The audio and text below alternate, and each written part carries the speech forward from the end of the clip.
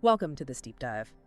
Today, we're looking at a really interesting way to think about growing older. Hmm. One that focuses on the incredible potential for, new beginnings that opens up as we move through life. Yeah, it's quite a different perspective than we often hear. Exactly. We'll be exploring how seeing this stage, not as like a winding down, but as a fresh start, can be truly transformative. Yes, this time of life offers such a unique vantage point. It invites you, the listener, to perhaps soften the usual narratives around aging Right. and recognize the quiet unfolding of, well, profound possibilities within yourself. Yeah. And we're going to be drawing on some deeply insightful ideas, particularly from Buddhist philosophy, Hmm. Beautiful wisdom there. which offer a beautiful lens through which to navigate these years with both wisdom and a real sense of joy. Yeah. We want to understand how embracing the constant shifts in life and nurturing certain inner qualities can unlock some truly amazing gifts after we turn 60. So let's maybe begin with an image. Huh. Picture a river, always flowing, always changing its course, yet always a river. Now, consider how sometimes as we age, we might feel as though our own flow has somehow slowed, or even, well, stopped. It's a powerful contrast, isn't it? This feeling of hitting a stagnant point when life itself is inherently about movement. Yeah. It's like the river encountering an obstacle and feeling stuck. And it's right here that a core Buddhist understanding, Annika, the principle of impermanence, can offer a new perspective. Ah, impermanence. Yes, this idea that everything, without exception, is in a constant state of flux. How might understanding this help us with those feelings of being too old for something new? Well, it makes you wonder, doesn't it? If everything is always changing, then maybe the idea of a fixed old self is just, well, an illusion. Precisely. The very you that feels a certain way right now is already shifting. Just as the river never holds onto the same water, we too are in constant transformation. Recognizing this inherent changeability allows us to see age not as a fixed destination, but as maybe another bend in the river, revealing new landscapes. I like that. The feeling of being too old often comes from holding on to an outdated image of ourselves Right. or fixed ideas about what aging should entail. What if those fixed ideas themselves are just passing currents? So instead of seeing the years go by as some sort of decline, we could actually view them as adding to us, enriching our journey. Exactly. Like rings on a tree that tell a story of growth, not just weight holding us down. Think of it as the deepening of wisdom. Each year, each experience, etches a new layer of understanding onto our hearts and minds. These aren't burdens, but rather enrichments that inform how we move forward. What becomes truly fascinating is the unique clarity and insight that often emerge from a life lived, a perspective that simply wasn't available in earlier years. Yeah, definitely. We heard this wonderful story about a 72-year-old monk in Nepal, Lama Tenzin. Oh, yes. After decades of study and guiding others, he felt this real calling to start teaching meditation to young children. Wow, at 72, that's amazing.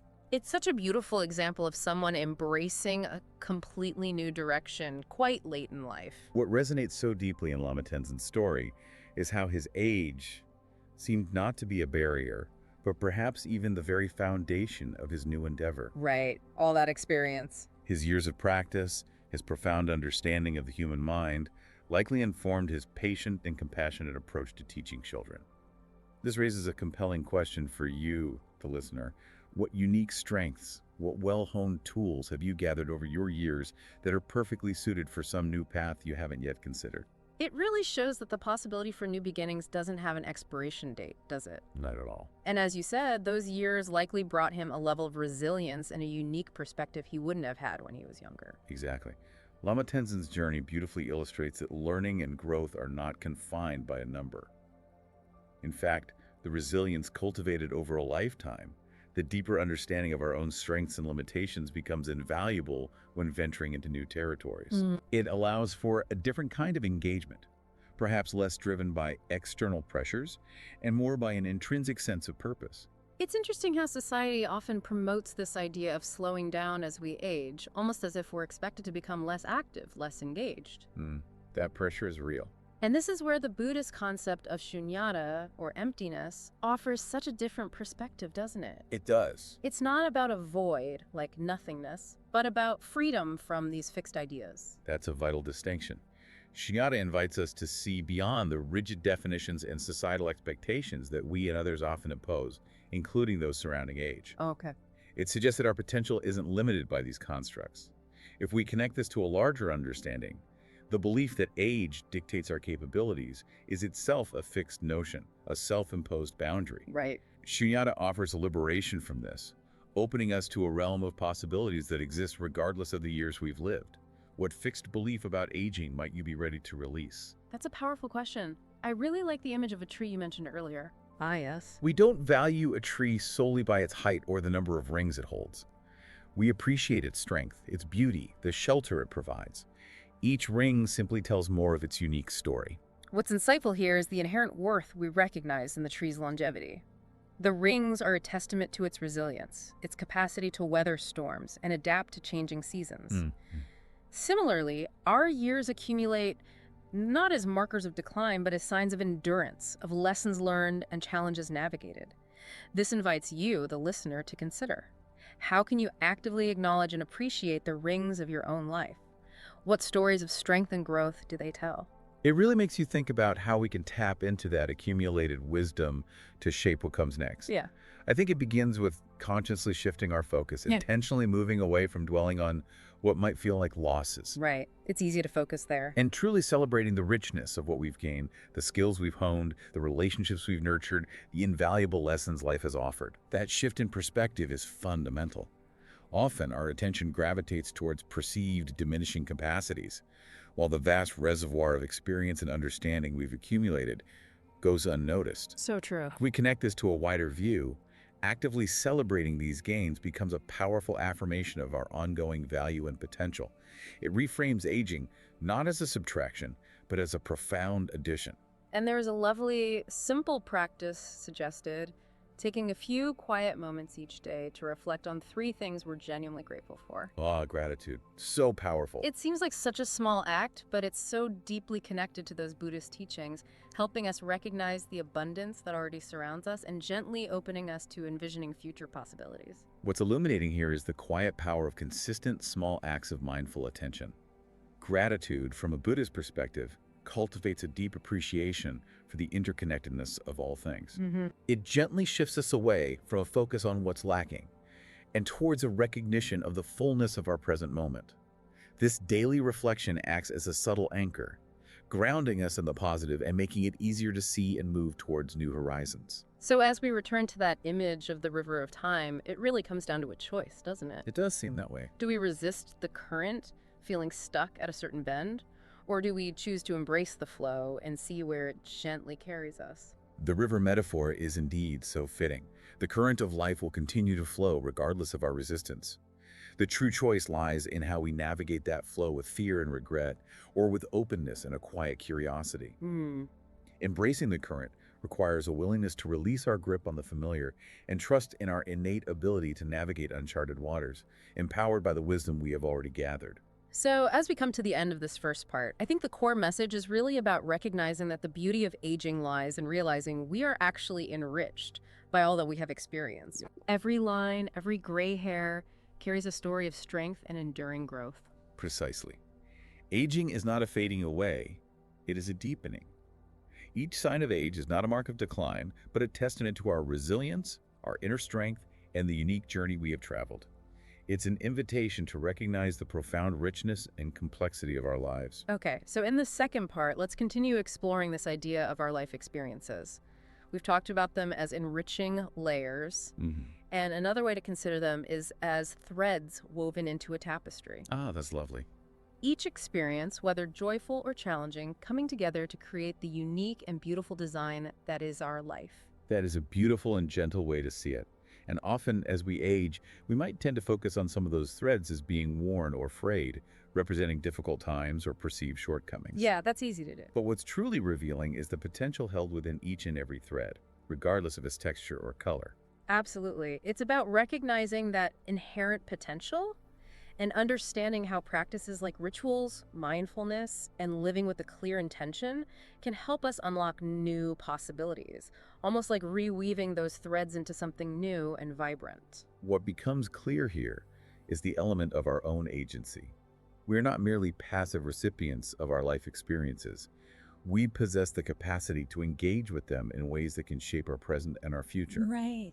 Rituals, in this context, become intentional moments that help us connect with and find deeper meaning within these experiences. And in Buddhist practice, rituals hold such significance for cultivating that inner awareness and connection, don't they? They really do. It's not simply about going through the motions, but about being fully present in the unfolding moment. Exactly. Rituals, whether they are formal practices or simple daily routines carried out with awareness, provide a gentle structure that supports mindfulness. Okay. They create pauses in the busyness of our lives, allowing us to step out of the autopilot and connect more deeply with ourselves and the present moment. You mentioned gratitude meditation earlier, and it strikes me as such a straightforward yet profoundly powerful ritual, It really is. deeply rooted in Buddhist wisdom. Perhaps we could reflect on that again for a moment. Certainly. Gratitude meditation is a gentle practice that cultivates a deep sense of appreciation for the many blessings, both large and small, that enrich our lives.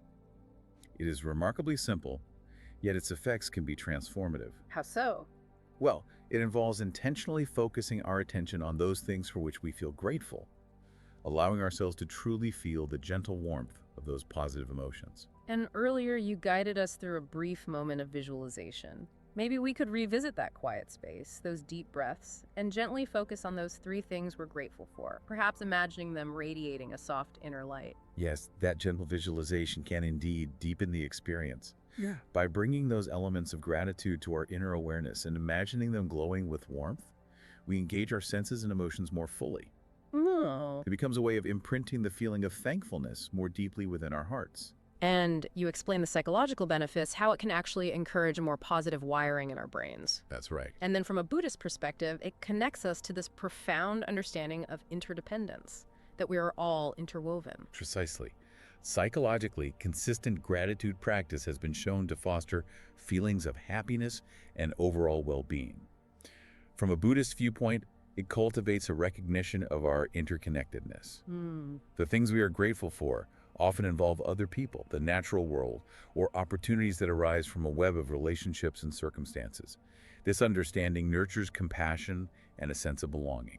Another idea that resonated was mindful action. Ah, yes. Simply being fully present in whatever we are doing, without being swept away by distractions or judgments.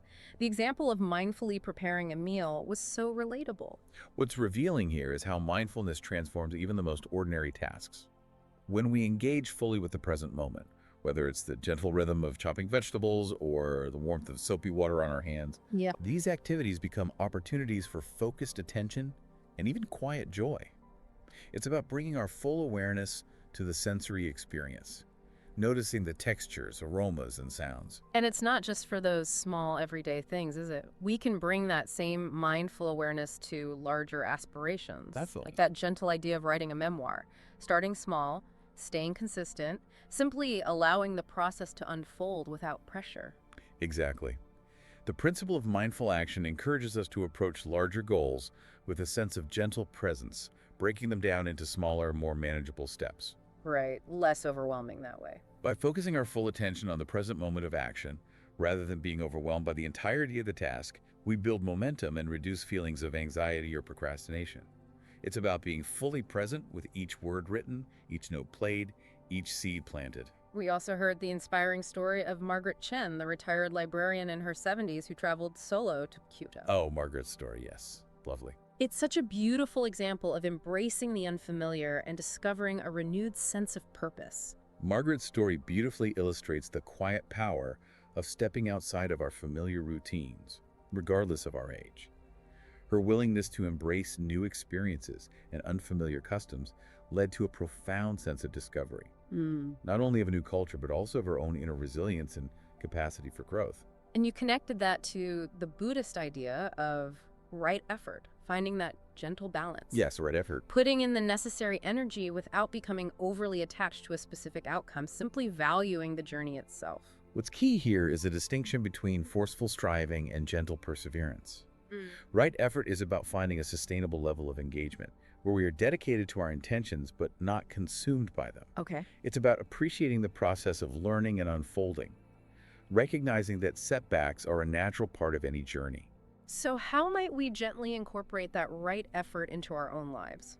Perhaps starting with a small intention, taking those tiny manageable steps, seems like a very practical approach. That is indeed the gentle way to begin. Identify an area where you sense a desire for growth, and then commit to taking one small mindful action each day or each week. Just one small thing. The key is consistency nurtured with patience, rather than bursts of intense effort. These small, regular steps accumulate over time, leading to meaningful progress without the feeling of being overwhelmed. And then there's loving kindness meditation, or metta, Ah, metta, so important. which involves gently directing feelings of goodwill first towards ourselves and then gradually extending them outwards to others. It sounds like such a tender and heart-opening practice. Metta is indeed a profound practice for cultivating compassion and connection. By intentionally directing thoughts and feelings of kindness and well-wishing towards ourselves and others, we begin to soften the boundaries of separation and nurture a deeper sense of our shared humanity.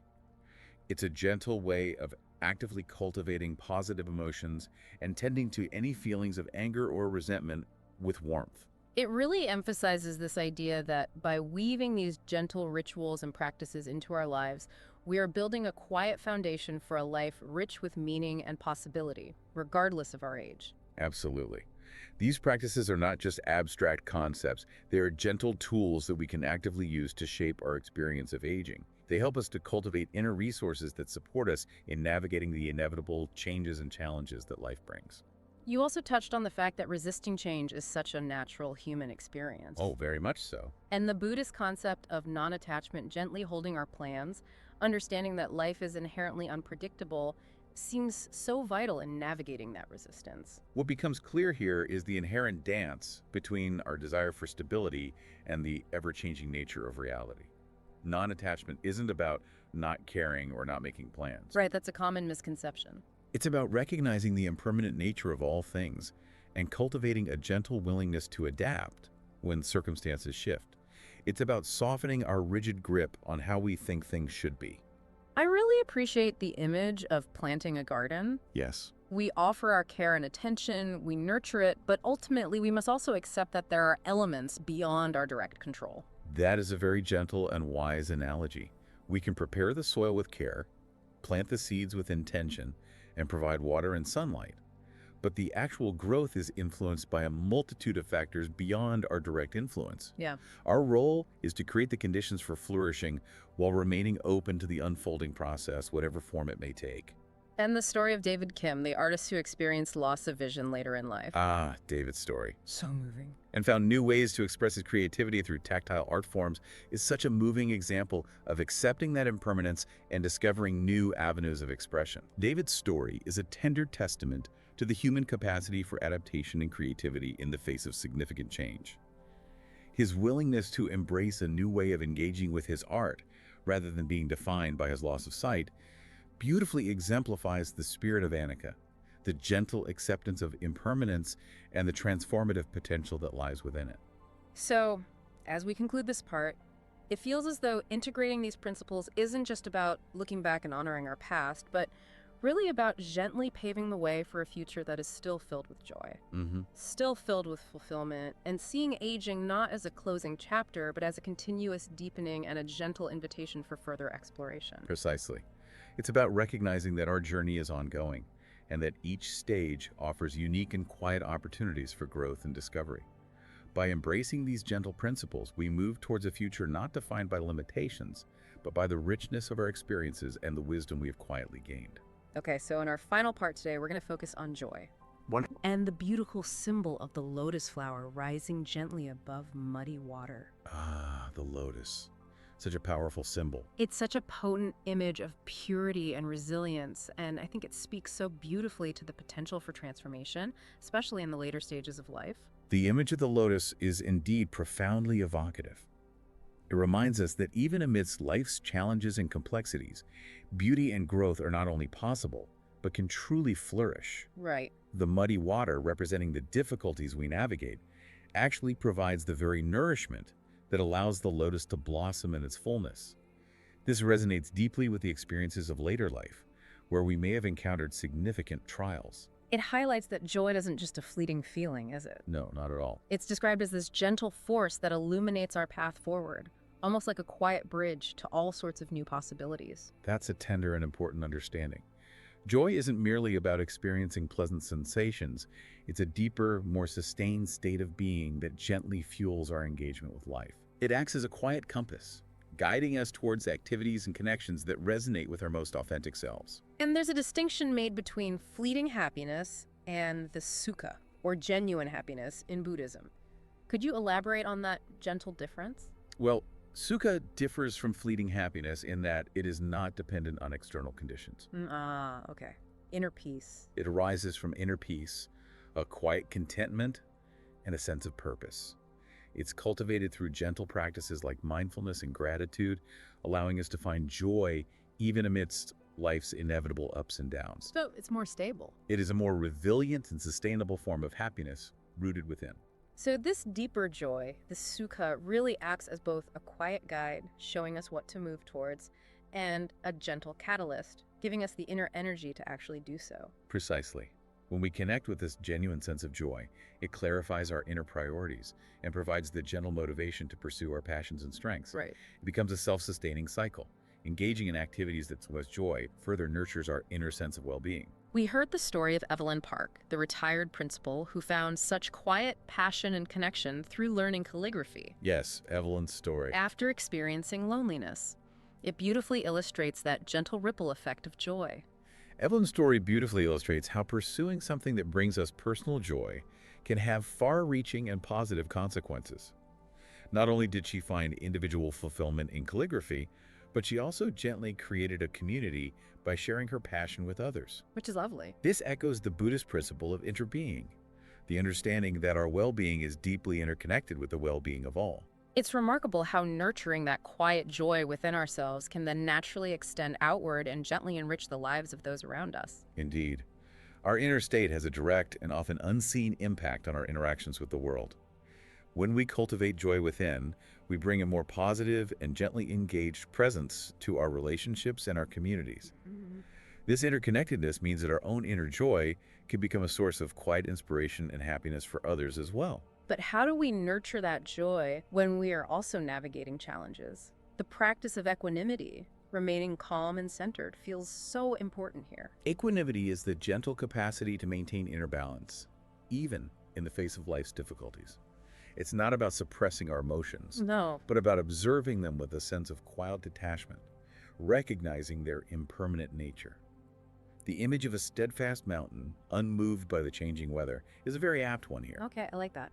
Equanimity allows us to remain grounded amidst life's storms. And that practice of equanimity begins simply with being mindful of our thoughts, observing them without judgment, and gently remembering that everything is in constant flux. Exactly. Yeah. Mindfulness is the quiet foundation of equanimity.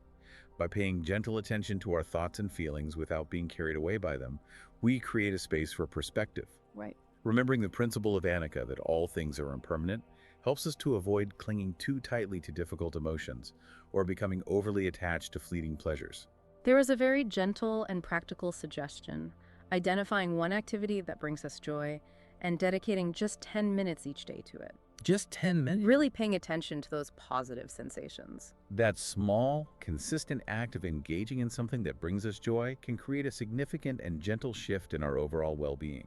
By consciously focusing on activities that bring us pleasure, we cultivate positive emotions and build inner resilience against stress and negativity. And then this daily moment of quiet reflection with those 3 gentle questions. What brought me joy?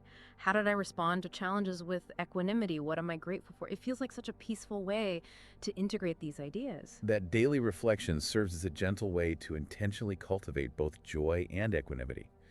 By actively looking for moments of joy, we train our minds to notice the positive. By reflecting on how we navigated challenges, we build self-awareness and gently strengthen our capacity for inner balance. And the element of gratitude further nourishes our sense of well-being. It's so important to remember that age isn't a limitation, but in so many ways, it actually brings such valuable qualities: wisdom, empathy, and a deeper sense of patience. What becomes clear here is how societal narratives often overlook the immense strengths that gently unfold with age. Absolutely. The accumulated wisdom, the deeper understanding of the human heart, the capacity for empathy nurtured through years of experience, these are invaluable assets that can enrich our lives and the lives of others in profound ways. The story of James Okoro, the 82-year-old farmer in Nigeria, who used his traditional knowledge to gently combat food insecurity. Yes, another wonderful example. It's such a powerful example of that often untapped potential. James's story highlights the reality that experience and knowledge gained over a lifetime can be incredibly powerful tools for making a real and gentle difference in the world. His age was not a barrier. It was the very foundation of his ability to address a critical challenge within his community with wisdom and care. It truly reinforces that it is never too late to make a meaningful contribution, and even small, gentle acts can have such a lasting impact. Absolutely. Every act of kindness, every contribution offered with intention, no matter how seemingly small, has the potential to create ripples of positive change. Yeah. Our ability to make a difference doesn't diminish with age. It often deepens and becomes more focused with the quiet wisdom of experience. So as we return to that gentle image of the lotus flower, it really is about recognizing that we hold this incredible power within us to rise above any perceived limitations and to truly blossom no matter what stage of life we are in. The lotus serves as a constant and gentle reminder of our innate capacity for resilience and transformation. Just as it rises with grace from the mud, we too can emerge from challenging circumstances with a quiet beauty and strength. Our potential for growth and flourishing remains throughout our lives. And as we gently draw to a close, it feels like this journey of self-discovery is truly never-ending. It's an infinite path. It really is. And using this gentle Buddhist wisdom, understanding impermanence, our deep interconnectedness, and the importance of compassion can be such a peaceful and profound guide. Precisely. Life is a continuous unfolding, and each moment offers new and quiet opportunities for learning and growth. The principles we have explored provide a gentle framework for navigating this journey with wisdom, compassion, and a deep and abiding sense of inner peace. And finally, I am drawn to that beautiful quote from the Buddha. You yourself, as much as anybody in the entire universe, deserve your love and affection. Ah, yes. It Beautiful. feels like such a perfect and gentle reminder as we embrace this ever-flowing river of time. That quote beautifully encapsulates a fundamental truth. Self-compassion is essential for navigating life's challenges and embracing its joys with a gentle heart. By offering ourselves kindness and understanding, we create the quiet foundation for resilience and well-being throughout our entire journey. Well, thank you so much for joining this deep dive today, exploring these amazing gifts in later life. It has been a real privilege to explore these insights with you in this gentle space. We encourage you, our listeners, to take some quiet time to consider how these principles of impermanence, mindfulness, and joy might gently resonate with your own experiences and your deepest aspirations. Yes, perhaps allow yourself some moments for personal reflection on the gentle questions that arose throughout our conversation today. And we'll leave you with one final quiet thought. What new beginning, no matter how small or gentle, will you nurture today?